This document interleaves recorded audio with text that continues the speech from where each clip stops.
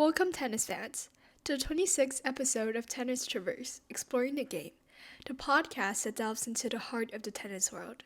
I'm your host, IVJ, and in today's episode, I'll be covering the news surrounding tennis this week, including the Qatar Open and predicting the Dubai Open coming up. Before we begin, please follow all of my social medias, that is Instagram and Twitter, using @TennisTraverse, that is @TennisTraverse. If you're listening on YouTube, comment, like, and subscribe. If you're listening on other streaming platforms, please rate my show. It'll really help out a lot. And yeah, let's just get right into today's episode. I just want to say that I get how there's like a lot of stuff with sports this week because the Super Bowl just finished. The NBA All-Star is happening, so there's just a lot of stuff going on that's not tennis. And I feel like a lot of people are focusing on that, but I do want to mention that there's a lot of tennis tournaments that's going on, and it's some really high quality matches. So I figured I'll cover most of the tournaments that took place this week. So we won't start off with the Dubai or the Qatar Open. We'll talk about the men's side first, and then we'll go on to bigger tournaments.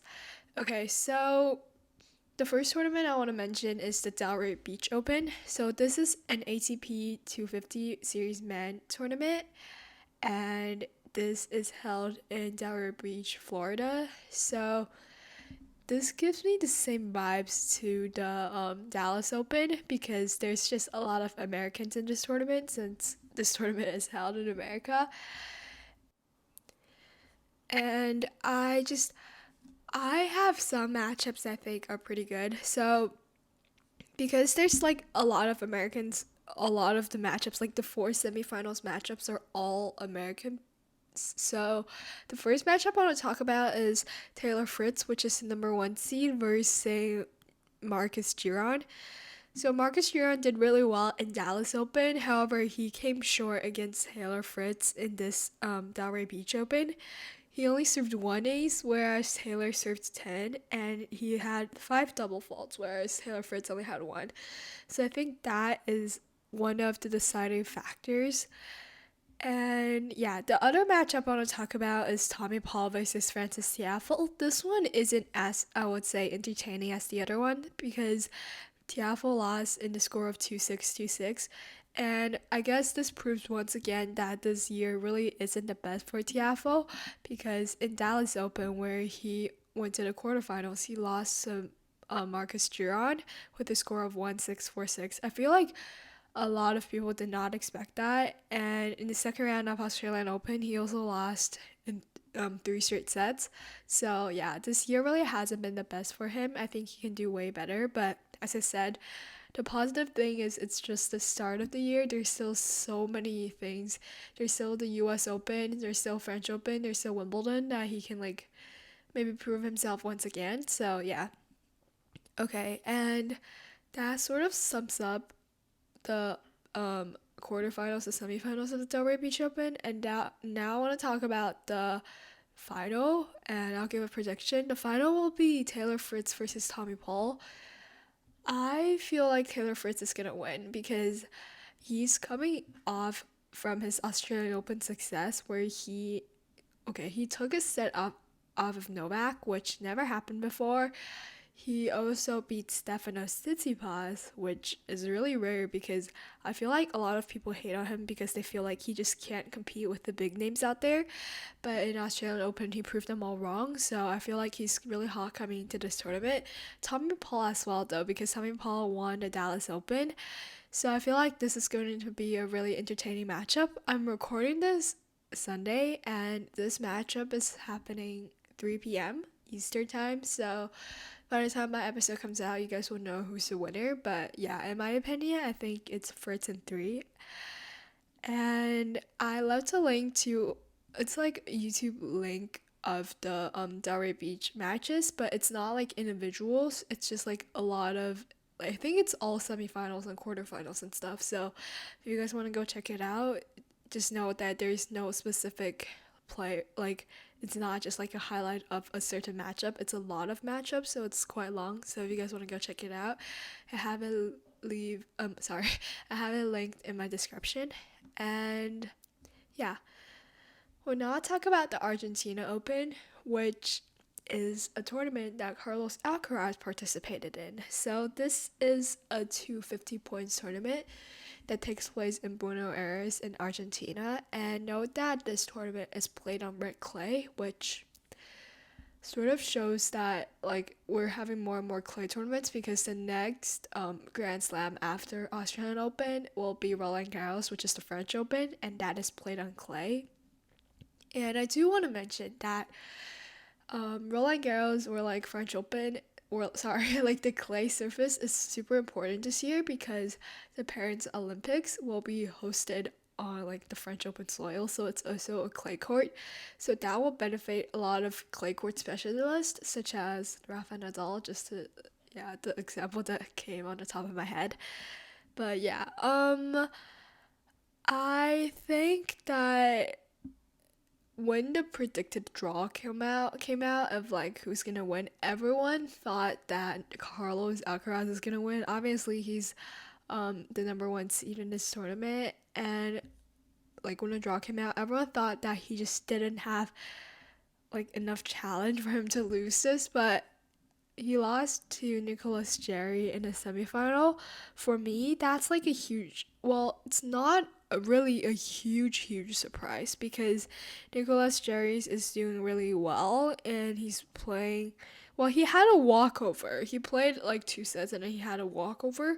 So I think that is why like I feel like Jerry is in a better sort of physical situation compared to Carlos.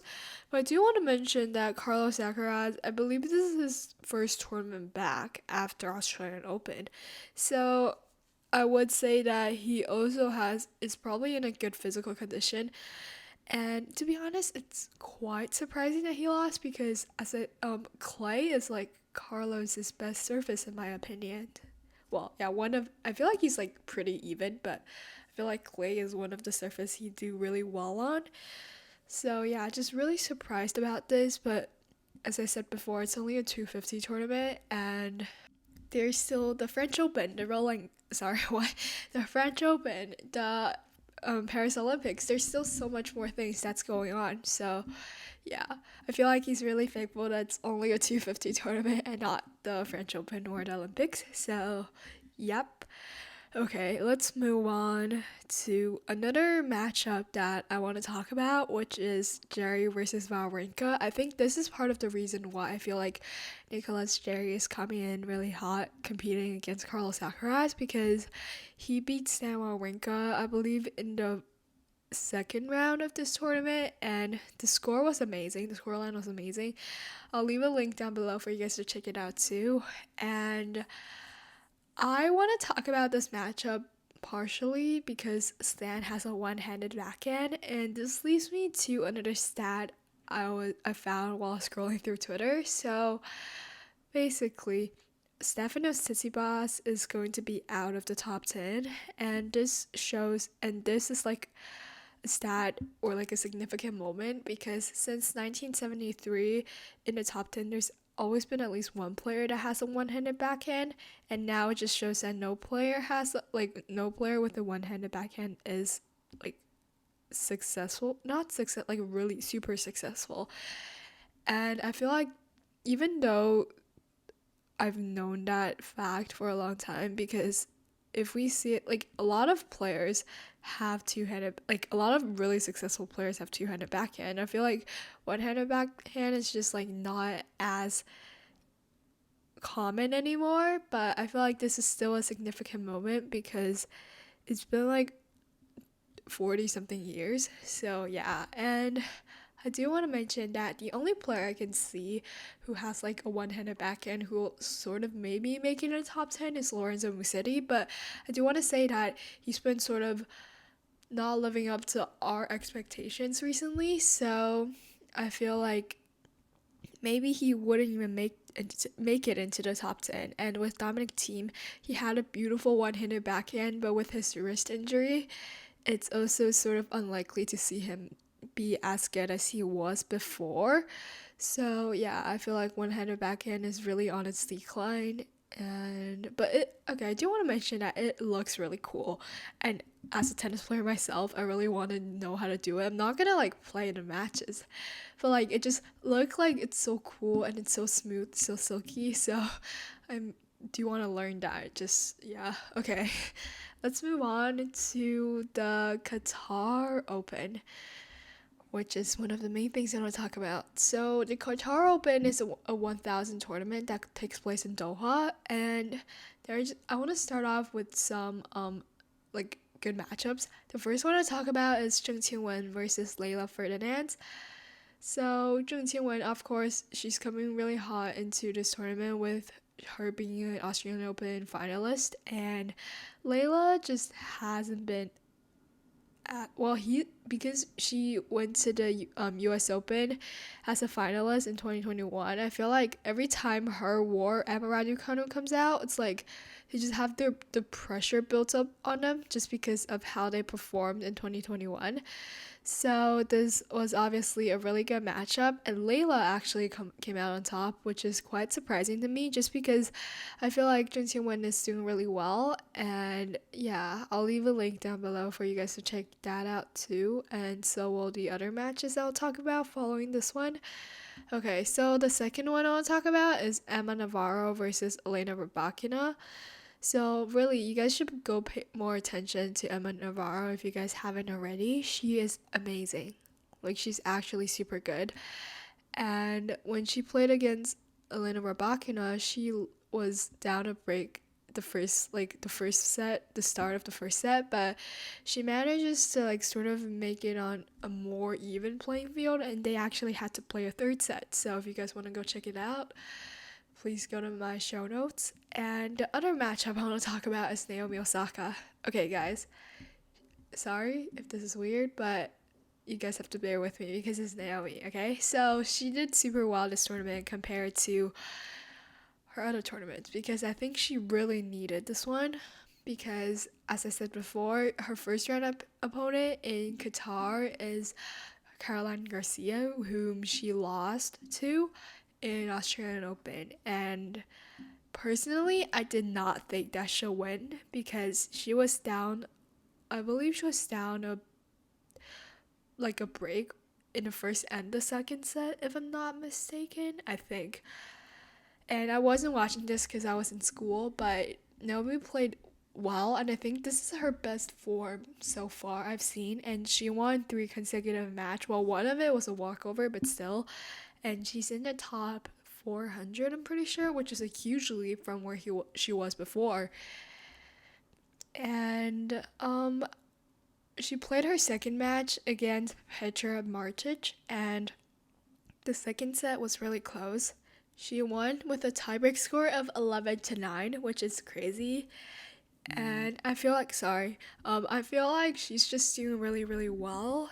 And I don't know, I think she needs to put herself more into like tiebreak and stress, like stressful situations, because I feel like that's how you can train the mentality of an athlete who hasn't been in a game in a long time, and that's when like your rust could show through more during a game.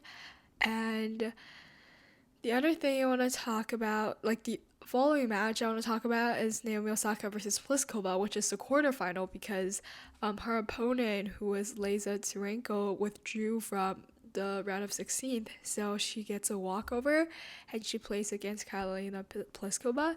And this is also a rematch, but she lost. But like the two sets were super close. They were both tiebreaks, and she lost by a score of 6-8 and 5-7 in both tiebreaks, which in my opinion is just like super super close. And that really, like, in my opinion, it just shows that she did super well, and she isn't like, yeah, okay, I don't know what I'm saying, but they both have 86 points. Like it's 86 versus 86, like in terms of points wise. So yeah, she did really good. Really happy. She's skipping Dubai, I'm pretty sure, and she's playing in Indian Wells, I think. So yeah, I think it's a wise decision for her to skip Dubai because she has been playing intensely like she never had before, especially with her coming off from a pregnancy. I think this is a wise decision. Okay. Now let's talk about the other stuff. So Pliskova, she's obviously doing really well. I don't want to take anything away from her. So this is her she won 9 matches in 10 days. That's crazy. And unfortunately, she had to withdraw because she's exhausted. And I think everyone can understand that because the scheduling is actually insane. Like, you have to play until like 12 p.m. or like 10 p.m. and then you have to get up the next morning to play again. I think that's actually just a really tough schedule, especially if you're coming off from a tournament. So I understand why she withdrew from the semifinals. And the other one I want to point out, like funny moments now, I guess, is Ostapenko versus Azarenka. So Azarenka has a 4-0 head-to-head record against Ostapenko, and you guys should go. Like, the match itself is not entertaining, but the handshake, guys, you guys should watch it. It's so interesting. Okay, I'll just leave it at that. Okay, and then I'll talk about Coco Gauff's exit. Did not expect that. I thought she was gonna at least go to the semifinals. I did not expect her to lose in round 2. But I think it's normal because she has been doing consistently well. It's not like she's only doing really well in certain tournaments. She did well in the ASB Classic that leads up to the Australian Open. She did well in the Australian Open. Sorry if you guys can hear car honking. But I think this is just like one of those tournaments that I guess like all dips in players, like, you know, their performance happens, so we shouldn't speculate more on it. It's not like this is her downfall, you know. So I think it's just like a surprise to everyone, but it's okay because she also has like I'm pretty sure she plays in Dubai, so she has the Dubai Open, which is also in 1,000 tournament is coming up. And then I want to talk about the final, which is Iga Swiatek versus Elena Rybakina. So this was, in my opinion, a great final. Well, the first set is a great final. The second, not so much, but the first set did play the tiebreak, and it was, in my opinion, it was really close because they both had like 2 or 3, I think 2 or 3, yeah, they both had like 2 or 3 set points, and Iga came out on top with a score of 10-8. And this is her back-to-back-to-back, which means that she won this tournament 3 times in a row. And that's like almost unheard of because it's in 1,000 tournament. Well, it like varies, but still, like winning a tournament 3 times in a row is just insane to me because you have to make sure you're high level, like you're on a high level for 3 years and you have to win that tournament. So yeah, just really happy for her, and I'm happy that she got to defend her points. Okay, everyone, this is editing me. I want to say that I sound a bit sick from like me listening to myself, but I'm not, so don't worry, it's okay. I don't know why, but I just sound a bit weird. I think it's this microphone, but okay, let's just move on.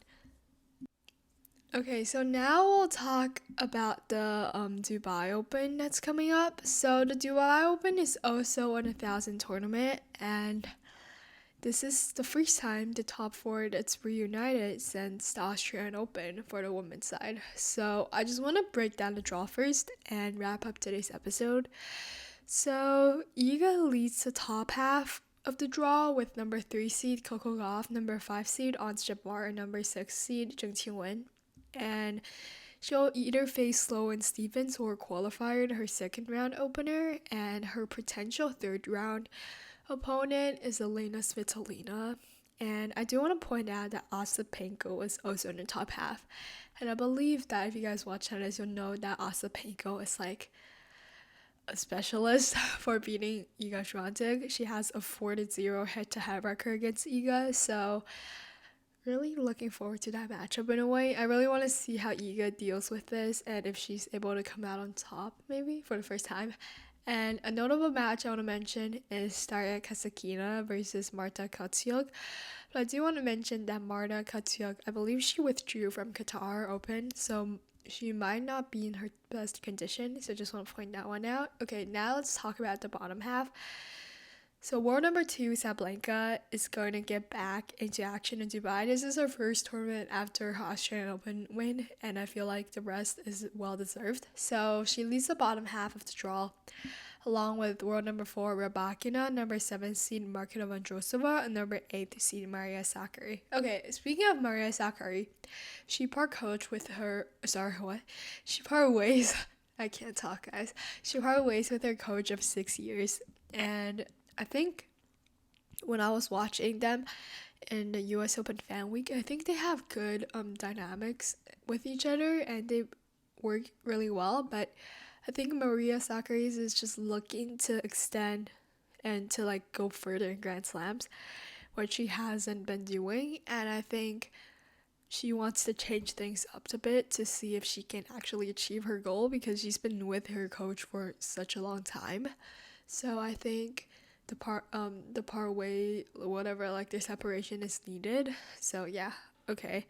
Um Sabalenka will either face Donna Bekic or Wang Xinyu in the second round, which will be both like notable matchups. And the winner will play either Austrian Open semifinalist Diana Yastremska, Veronika Kudermetova, Serena Kosia, sorry, I can't talk, Serena Sertia, or Sofia Kenin in the third round. So, yeah, I got this from the WTA draw breakdown. So, if you guys want to go see it, I guess I'll leave a link down below. I'll just leave a link to the WTA website. If you guys go to the WTA website, and you click on, I believe it's tournaments, and then you just go, you can see a lot of tournaments. If you scroll down to the February one, because we're in February right now, you get to see there's like the Dubai Duty Free Tennis Championships. You click on that, and then you can see like there's a tab that's called draws. You click on that, and then you can see all the draws. So I got it from that. If you guys want to go make your own predictions, you can check that out. I'll leave a link to the WTA website.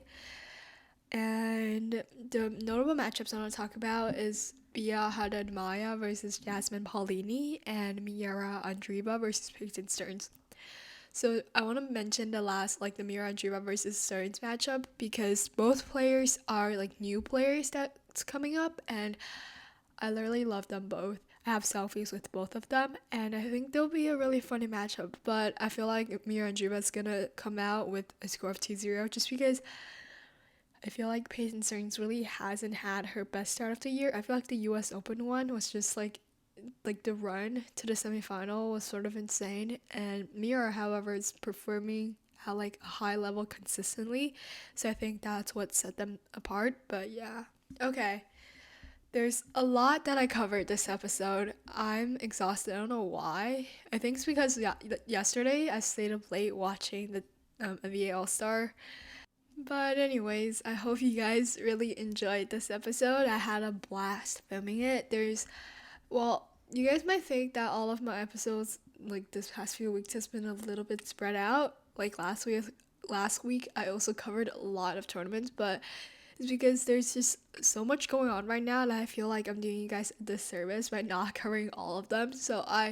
Even though I am not covering all of them, I try my best to cover most of them so you guys can get a feel around what's happening because this year is a huge tennis year with the Olympics coming up, and yeah, I just feel like with also Nadal returning, so and Naomi Osaka obviously, but yeah, I just hope you guys really really enjoyed. Please follow all of my social medias, rate my show, subscribe, and yeah, I'll see you guys next week. Bye.